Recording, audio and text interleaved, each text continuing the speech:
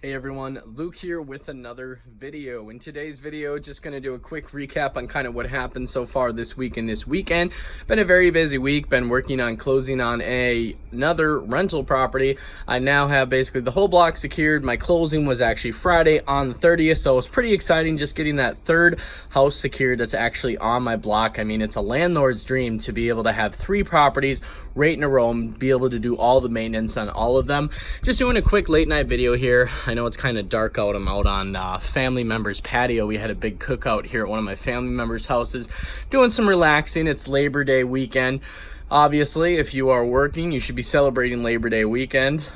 Did do one phone deal today. Picked up an iPhone XS Max. Had the plastic on the screen, new in the box, so that was pretty slick.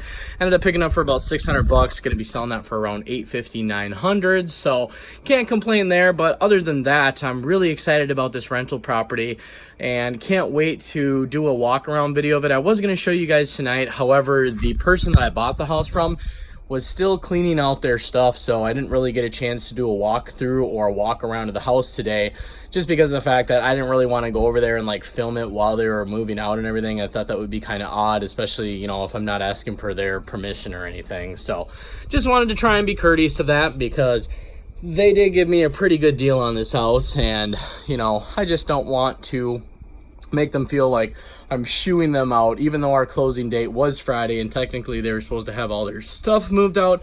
I'm not super worried about it. It's Labor Day weekend. Not going to be able to hire any contractors or do any kind of real work on it till probably Tuesday anyways, when everything opens back up. So that's what's going on with that. I will have a video probably Tuesday for all of you, just to kind of show you what's going on. There was some garbage left over in the house, which is kind of interesting for those of you guys that want to get into real estate rentals, etc. There is some work in this industry. It's not as easy as just posting a Craigslist ad and going out and flipping a phone. You're going to note that having skills in the rental property business is a big thing. If you don't know how to paint an apartment, you better learn, because painting can cost you a lot of money if you don't know how to do it.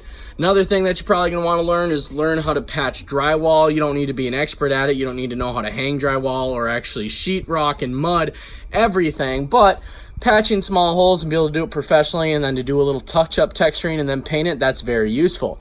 Another thing that's very useful is just knowing how to basically demo and take everything apart. Now, demoing and everything is generally pretty easy. However, there is a little bit of a skill just taking certain things apart. You know, everything kind of comes apart in its own way. So as you do more and more rental properties, you will learn how to do them and get faster and faster. Another thing that's really important for rental properties, if you have any kind of like excavating, or, you know, let's just say there's a rock bed that you want to take out, or maybe there's a whole fence that you want to take out. Another thing that's useful is having a truck trailer and knowing how to operate a skid steer or an excavator, just for the fact that if you hire somebody to do work like that, they're going to charge you around $100 to $150 an hour, and that's pretty expensive when you can go to an equipment rental place and rent one for around $250 for the entire day. Plus, it's kind of fun. If you've ever demoed anything, it's really fun running equipment all day. You know, you're basically running stuff around with big equipment. It's like kind of being like a kid in the sandbox again, except for you're in a life-size construction toy. So it's pretty fun. But those are just some things. Just kind of want to throw that out there. A lot of people see these videos from real estate gurus saying, oh, you don't need any kind of skills, you don't need any of this. Well, you don't, but if you want to do it extremely profitably, it helps to know these skills. Like, if you know how to do all this stuff, when you get your first rental property, it's going to pay off. Just because of the fact that if you know how to do all this stuff and the guy next door doesn't, and he's the landlord too, he's paying for people to rip out the carpet. He's paying for people to do all the painting. He's paying for people to do all that. And really, this stuff, you can get an apartment that needs to be painted, needs new carpet, etc. You can have it all ripped out and repainted within a few days. I mean, that's not really a big deal. And when I say a few days, probably 2 days, just depends on how big the place is. And you could do it all by yourself without any help. And you probably save around $2,000 doing that. So just kind of something to keep in mind that you guys want to consider when you're getting into the rentals and real estate business. Like, if you're trying to take that phone flipping money and put it into something that is more lucrative than phone flipping, or you want to get that residual income someday, real estate and rentals is the best way to do it, I think. Most millionaires are made in the real estate and rentals industry, but I think that it's good if you learn a few skills. This is just kind of my own experience and then learning from my uncle, who has over 300 apartment rental units. So obviously I learned from somebody who's pretty well renowned in the area. he's been in the business basically since the 80s, so he knows what he's doing, knows a thing or two, because he's went through a couple different generational changes and he's still in business and doing very, very well. So just kind of interesting. That's been somebody who's been my role model. But that being said, it's been an awesome week. Got a few phones closed on a rental property.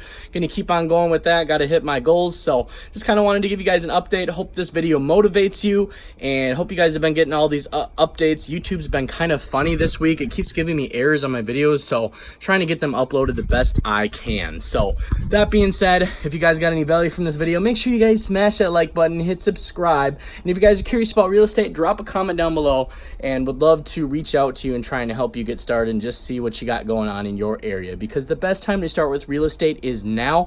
Once you can get a loan and get somebody else in there renting it, paying for your mortgage, it's just paying for itself. And once it's paid off, it's a great 401k, it's a great retirement plan, and it's a great cash tree that you can grow with literally having little or minimal money to get started, and then having somebody else pay that loan down, build your credit for years to come, and then have a final house that is completely clean, clear, paid off, and you can sell it or keep renting it for residual income, cash flow, or retirement money. So real estate, really great thing to get into, so consider that. That being said, thanks for watching, everybody. See you all in the next video.